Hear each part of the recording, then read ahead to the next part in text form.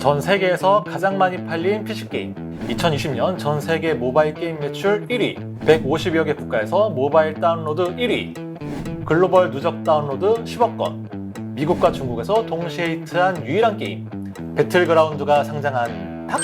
전 세계에서 공전의 히트를 기록 중인 게임이죠. 배틀그라운드의 개발사 크래프톤이 드디어 증시에 상장을 합니다. 그런데 상장 전부터 말이 많습니다. 그래서 이번 시간에 논란의 크래프톤, 어떤 기업이고 전망은 어떨지 간단히 살펴보도록 하겠습니다.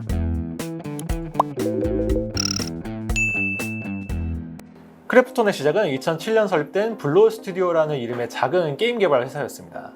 블루홀 스튜디오는 2011년 MMORPG 장르의 게임인 테라를 선보였고요. 국내에서는 나름 인기를 끌면서 조금씩 규모를 키워가고 있었죠. 그러다가 2015년부터 적극적인 M&A를 하면서 진호게임즈, 스콜, 피닉스 게임즈 같은 소형 게임 개발사들을 연이어 인수하는데요. 이 진호게임즈가 2017년 3월 스팀을 통해서 출시한 게임이 바로 배틀그라운드입니다. 배틀그라운드는 100명의 플레이어들이 한 섬에 모여서 최후의 1인이 남을 때까지 치열하게 전투를 벌이는 서바이벌 FPS 게임인데요. 일명 배틀로얄 장르라고도 하죠. 그런데 이 배틀그라운드가 그야말로 초대박 히트를 치게 됩니다. 이 스팀에서 얼리 액세스 출시 16일 만에 100만 장을 팔았고요. 스팀 최초로 동시 접속 200만 명을 달성을 했고, 스팀 얼리 액세스 게임 중에서 가장 빠르게 1억 달러 수익을 올리는 등 여러 기록을 갈아치우면서 빠르게 인기를 모았습니다. 현재까지 PC와 콘솔에서 누적 7,500만 장 이상을 팔았는데, 이거 역시 세계 최고 기록입니다. PC에서의 성공을 바탕으로 2018년 5월에는 모바일 버전을 출시했는데요. 모바일에서의 성적은 더 어마어마했습니다. 현재까지 전 세계에서 누적 10억 다운로드를 기록했고요. 2020년에는 배틀그라운드 모바일로만 매출 26억 달러를 올리면서 전 세계 모바일 게임 매출 1위에 올랐습니다. 사실 그동안 우리나라가 e스포츠라는 새로운 영역을 개척하기도 했고, 또 수많은 프로게이머들을 배출하면서 대한민국은 게임 강국이다 이런 수식어를 얻긴 했지만, 이 게임은 잘하는데 게임을 잘 못 만드는 건 아니냐 이런 비판을 받아왔거든요. 이 글로벌 시장으로 눈을 돌렸을 때 스타크래프트라든지 디아블로, 포켓몬스터 같은 게임과 비교하면 경쟁력이 좀 떨어진다는 지적을 피할 수가 없었던 거죠. 하지만 배틀그라운드가 전 세계적으로 대히트를 치면서 국산 게임은 내수용이라는 편견도 깨부수게 된 거죠. 이 배틀그라운드 덕분에 크래프톤의 실적은 단숨에 점프합니다. 지난해 매출은 1조 6,700억 원으로 전년 대비 54% 늘었고요. 영업이익은 2배 이상 늘어난 7,739억 원을 기록했습니다. 특히 지난해에는 코로나19 덕분에 집에서 모바일로 게임을 즐기는 사람들이 늘면서 실적에도 큰 영향을 미쳤는데요. 2018년 9%에 불과했던 모바일 매출 비중은 2019년에 50%, 그리고 지난해에는 80%대까지 늘어납니다. 이 모바일 매출이 중요한 이유가 뭐냐면, 모바일 게임 시장이 급속도로 성장하고 있다는 것도 있지만, 이 모바일 게임은 인앱 결제라고 하죠. 이 게임 내 결제를 통해서 지속적으로 그리고 꾸준히 캐시카우 역할을 해줄 수 있다는 장점이 있거든요. 이 게임 사업의 수익 모델은 크게 두 가지가 있는데요. 이 하나는 페이 투 플레이, 또 다른 하나는 프리 투 플레이 방식입니다. 페이 투 플레이는 말 그대로 게임을 플레이하기 위해서 돈을 지불해야 한다는 건데요. 처음 시작할 때 돈을 주고 게임을 사면 그 이후에는 추가적인 결제 없이 게임 내 콘텐츠를 그냥 마음껏 즐길 수 있는 방식인 거죠. 그동안 배틀그라운드는 PC와 콘솔에서 이 페이 투 플레이 방식을 적용했는데요. 이 방식은 이 판매량이 곧 매출로 직결된다는 장점이 있긴 하지만, 한번 결제를 하고 나면 추가적으로 결제할 일이 별로 없기 때문에 시간이 지날수록 매출이 떨어지는 한계점을 갖고 있습니다. 반면에 프리 투 플레이는 일명 이 부분 유료화 모델이라고 하는데요. 기본적인 플레이는 무료로 제공을 하는데, 게임 진행에 필요한 일부 아이템은 유료로 제공하는 방식입니다. 이 게임을 진행하면서 지속적인 결제를 유도할 수 있기 때문에 시간이 지나도 매출이 쉽게 떨어지지 않죠. 이 배틀그라운드도 모바일로 넘어오면서 프리 투 플레이 방식을 적용했는데요. 이 덕분에 2018년, 19년 약간 주춤했던 실적이 2020년에 크게 늘어날 수 있게 된 겁니다.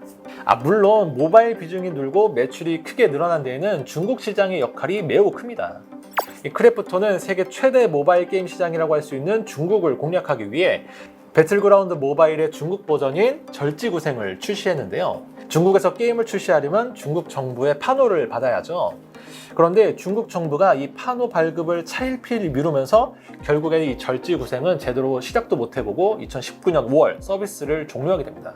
공교롭게도 절지구생의 서비스가 종료된 그날, 이 중국의 최대 게임사인 텐센트는 배틀그라운드랑 거의 똑같은 게임인 화평정영을 출시합니다.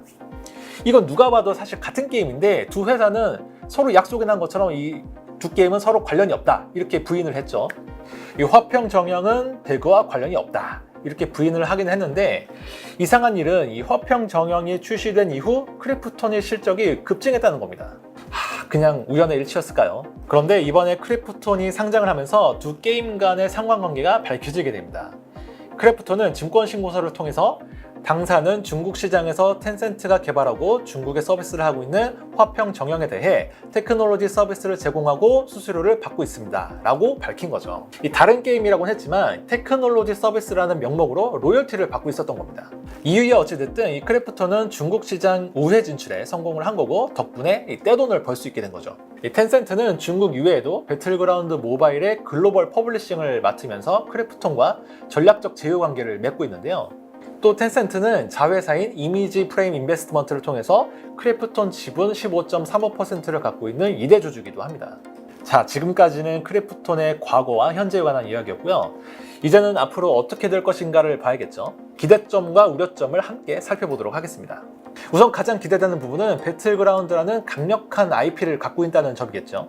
한국 게임 역사상, 아니 이 전 세계 게임 역사상 가장 히트한 게임이라고 봐도 무방할 정도로 여러 가지 수치들이 증명을 해주고 있으니까요. 이 게임 산업에서 IP의 중요성은 갈수록 커지고 있습니다. 세계적인 게임사인 액티비전 블리자드나 닌텐도, 소니, EA 같은 기업들은 각자 강력한 게임 IP를 갖고 있죠. 디아블로, 워크래프트, 포켓몬스터, 슈퍼마리오, 젤다의 전설, 피파 시리즈 등등 이 전 세계 게이머들의 사랑을 받고 있는 IP를 갖고 있느냐 없느냐에 따라서 게임사의 경쟁력이 달라질 정도입니다. 이 강력한 IP를 갖고 있다는 건 충성도 높은 고객층을 확보하고 있다는 얘기고, IP에서 파생된 신작 게임을 발표할 때마다 엄청난 매출로 이어질 수 있거든요.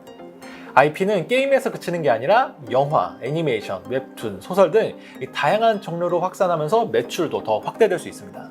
이 크래프톤 역시 이 배틀그라운드를 이 몇십 년 동안 이어나갈 강력한 IP로 키워나가겠다는 계획입니다. 물론 이 배그 하나 말고는 뭐 없지 않냐, 이 원히트 원드 아니냐 이런 비판들이 있긴 한데, 그래서 크래프톤은 지금 이 배그 IP를 기반으로 한 배틀그라운드 뉴스테이트나 더 칼리스토 프로토콜 같은 신작 게임을 개발 중이고요. 이것 말고도 썬더 티어 1, 헌팅 킹, 캐슬 크래프트 같은 신규 IP도 열심히 개발하고 있다고 합니다. 이 중에서 가장 관심을 끄는 건 올해 하반기 출시를 목표로 하고 있는 뉴스테이트인데요. 이 기본적으로 배틀그라운드하고 같은 배틀로얄 장르의 모바일 게임인데 2051년 근미래의 미국이 배경이라고 합니다. 6월 17일을 기준으로 글로벌 사전 예약자 수가 벌써 1,700만 명을 넘었다고 합니다. 만약 예정대로 뉴스테이트가 올해 하반기에 출시된다고 하면 크래프톤의 실적은 또 한 번 점프를 할 수가 있습니다. 비슷한 사례로 NC소프트가 있었죠. 2019년 11월 출시한 리니지2 M이 대박 성공을 거두면서 2020년 NC소프트의 영업이익은 거의 2배 가까이 뛰었죠. 물론 주가도 2배 이상 올랐고요. 메리츠증권은 크래프톤이 뉴스테이트로만 올해 6천억 원, 그리고 내년에는 2조 4천억 원의 매출이 추가로 발생할 거라고 예상하고 있습니다. 이를 토대로 추정한 올해 크래프톤의 예상 영업이익은 1조 1,300억 원 가량이고, 내년에는 이보다 2배 이상 늘어난 2조 5천억 원 가량입니다. 이 현재까지 국내 게임 대장주라고 할 수 있는 NC소프트와 비교해보자면 NC소프트의 올해 예상 영업이익이 약 9,300억 원 정도, 그리고 내년에는 1조 4,700억 원 정도로 예상이 됩니다. 현재 NC소프트의 시가총액이 18조 원 정도 되니까 이 NC소프트보다 돈을 잘 버는 크래프톤은 당연히 이보다 더 시가총액도 비싸야 된다라고 하는 얘기가 나오고 있는 거죠. 이왕 비교한 김에 다른 글로벌 게임사들하고는 어떤지 한번 또 비교를 해봤는데요. 2020년 실적을 기준으로 크래프톤의 영업이익률은 46.3%, ROE는 45.8%인데 이건 블리자드나 네디즈, 넥슨 같은 게임사들과 비교해도 상당히 높은 수준입니다. 그만큼 수익성이 좋다는 얘기죠. 히트작이 배틀그라운드 하나뿐이라는 비판을 피하기 위한 방법으로 다른 중소형 게임 개발사를 적극 인수하는 방안도 검토할 수 있습니다. 이 크래프톤은 이번 상장을 통해서 2조 원에서 3조 원가량의 자금을 모을 것으로 예상이 되는데요. 이 중에 절반 이상인 1조 6천억 원 정도를 M&A에 사용하겠다고 밝혔습니다. 이 과거 진호게임즈 인수로 배틀그라운드라는 대박을 친 것처럼 개발 역량이 있는 게임사 인수를 통해서 미래의 성장 동력을 확보하겠다는 전략인 거죠. 또 하나 중요하게 봐야 할 포인트는 게임 산업의 흐름입니다.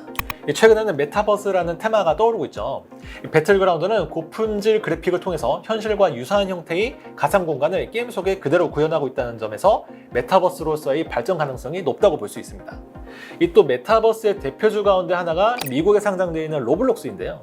이 메타버스로서의 성공 관건은 사람들을 얼마나 오랜 시간 동안 가상 공간 안에 머무르도록 만드냐 하는 겁니다. 올해 1분기 기준으로 로블록스의 DAU는 평균 4,200만 명인 반면에 배틀그라운드 모바일은 이보다 2배나 많은 1억 명 이상으로 추산이 됩니다. 모바일 매출도 로블록스는 11억 달러 정도인데 반해 배틀그라운드는 26억 달러로 비교가 안 되죠. 참고로 현재 로블록스의 시가총액은 약 65조 원 정도 됩니다. 너무 좋은 얘기만 한 것 같은데 물론 우려되는 부분도 있습니다. 가장 걱정이 되는 건 이 특정 기업 그리고 특정 국가에 대한 매출 의존도가 굉장히 높다는 건데요. 현재 크래프톤 전체 매출의 한 85%가량이 아시아 지역에서 나오는데 이 중에 대부분은 중국으로 추정이 됩니다. 기업별로는 매출의 약 70%가 텐센트에서 나오고요. 중국이 세계 최대 모바일 게임 시장이긴 하지만 리스크도 만만치 않습니다. 중국 정부의 게임 규제 때문인데요. 중국 정부는 청소년의 게임 중독을 막고 또 사회주의 사상을 강화하기 위한 여러 가지 게임 규제를 시행하고 있습니다. 예를 들어서 심야 시간대의 미성년자 게임 접속을 제한한다거나 중국의 역사 문화를 왜곡하고 공산당을 비판하는 내용은 금지하는 등의 정책들이 있는 거죠. 이 배틀그라운드는 장르 특성상 어느 정도 폭력성이 가미된다는 점에서 이 중국 정부의 규제가 강한 리스크로 떠오를 수가 있습니다. 이 중국이 사드 사태를 계기로 우리나라 게임사들에 대해서 한동안 판호 발급을 준다는 건 너무 잘 알려진 사실이죠. 또 최근에는 인도와 중국과의 관계가 나빠지면서 인도 정부에서는 지난 9월 텐센트가 공급하고 있는 배틀그라운드 모바일의 서비스를 금지시켰습니다. 이 크래프톤은 텐센트가 아닌 직접 공급하는 방식으로 인도에서의 서비스를 재개하겠다고는 했지만 인도에서 선풍적인 인기를 끌고 있던 배그 모바일이 1년 가까이 서비스가 금지되고 있는 것은 굉장히 치명적인 상황입니다. 상장을 앞두고는 공모가 거품 논란도 있었죠. 상장 주관사인 미래에셋증권 등이 크래프톤의 공모가를 산정하면서 비교 기업으로 디즈니, 워너뮤직 등을 내세웠는데 왜 게임사가 아니고 미디어 콘텐츠 기업을 비교군에 넣었냐는 거죠. 물론 주관사 측에서는 이 크래프톤이 배틀그라운드 IP를 활용한 여러 사업들을 추진하고 있다는 점에서 디즈니 등을 비교 대상으로 넣었다는 설명인 건데 이 디즈니의 PER이 무려 88배에 달하다 보니까 공모가를 높이기 위한 꼼수가 아니었냐 이런 지적도 만만치 않습니다. 이런 식으로 주관사들이 산정한 크래프톤의 적정 시가총액은 35조 원이고요. 여기에 할인율을 적용해서 공모가 기준으로 시총은 23조 원에서 28조 원이 됩니다. 만약에 28조 원으로 상장해서 상장 첫날 따상, 즉 수익률 160%를 올리면 시가총액은 단숨에 72조 원이 됩니다. 현재 코스피 시총 3위인 카카오하고 비슷한 수준이죠. 이런 논란 때문인지 모르겠지만 얼마 전에는 금융감독원이 크래프톤한테 증권신고서를 다시 제출하라고 정정 요구를 하기도 했습니다. 결국 크래프톤은 7월 1일 공모가를 낮춰서 증권신고서를 다시 제출하게 됩니다. 이 비교 대상에서 디즈니 등을 빼고 NC소프트, 넷마블, 카카오게임즈, 펄어비스 같은 국내 게임사들하고만 비교를 했고요. 이 공모가 범위는 이전보다 한 10% 정도 낮춘 40만 원에서 49만 8천 원으로 정했습니다. 신주 발행 규모도 줄였는데요. 기존에는 700만 주 정도를 새로 발행할 계획이었는데 이를 560만 주로 확 줄였습니다. 크래프톤 측에서는 이 시장의 합리적인 평가를 받기 위해 가격을 다소 조정했다라고 설명을 했는데 공모가 산정이 과도했다라는 걸 인정한 게 아닌가라는 생각이 듭니다. 조정된 가격 기준으로 시가총액을 다시 구해보면 공모가 상단 기준으로 시총은 24조 3,500억 원입니다. 만약에 따상을 한다면 63조 3천억 원 정도 되고요. 이전보다는 조금 합리적인 가격으로 보이시나요? 그리고 지금 공모시장 참여하시는 분들은 참고하셔야 할 게 있는데요. 올해 초만 해도 시장이 워낙 좋다 보니까 이 상장만 했다 하면 너도 나도 따상은 기본이었는데 지금은 공모가 수준도 점점 높아지고 있고 그리고 시장에 상승되는 연초만큼 그렇게 강하지 않다 보니까 공모주의 수익률은 갈수록 떨어지고 있습니다. 심지어 최근에는 주가가 공모가를 밑도는 사례도 종종 발생하고 있어서 이 공모주 받으면 무조건 먹는다는 아닐 수가 있으니 주의하셔야 합니다. 그럼에도 불구하고 증권가에서는 크래프톤의 성장 가능성을 높게 보고 있는데요. 현재 크래프톤에 대한 목표 주가를 제시한 곳은 메리츠증권이 유일한데 이 메리츠증권은 크래프톤의 목표 시가총액을 36조 5천억 원, 목표가는 72만 원으로 잡았습니다. 따상까지는 힘들어도 충분한 상승 여력은 있다는 얘기죠. 참고로 금감원의 증권신고서 정정 요구 때문에 이 증권사 중복 청약이 안 되는 거 아니냐 이런 우려도 좀 있었는데 이거는 정정 요구와는 상관없이 최초 제출일을 기준으로 한다고 하니까 중복 청약이 가능하다고 합니다. 크래프톤의 청약이 가능한 증권사는 미래에셋증권, NH투자증권, 삼성증권 등이 있으니 중복 청약을 하시려는 분들은 미리미리 개설해 두시면 좋을 듯 합니다.